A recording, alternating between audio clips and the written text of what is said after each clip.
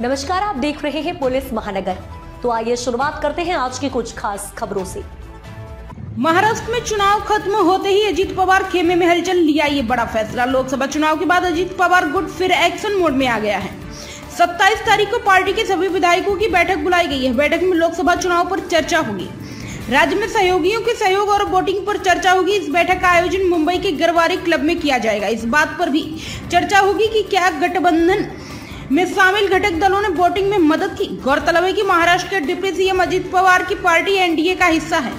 NCP ने महाराष्ट्र शिवसेना और BJP के साथ गठबंधन में चुनाव लड़ा। ये पहली बार है जब शरद पवार से अलग होकर अजीत पवार आम चुनाव में उतरे। खासतौर पर सबसे ज्यादा चर्चा बारामती लोकसभा सीट की है, जहां से उनकी पत्नी सुनेत्रा पवार मैदान में है।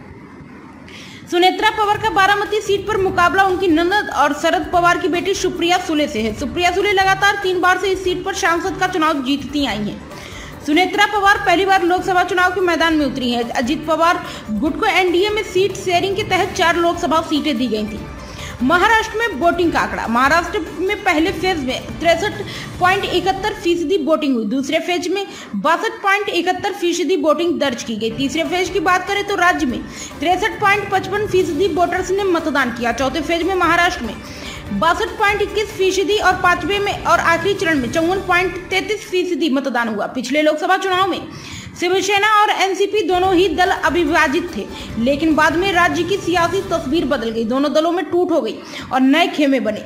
सीएम एकनाथ शिंदे की शिवसेना और अजीत पवार की एनसीपी दोनों के लिए ही चुनाव ये बेहद अहम है। अब तक की खबरों में बस इतना ही।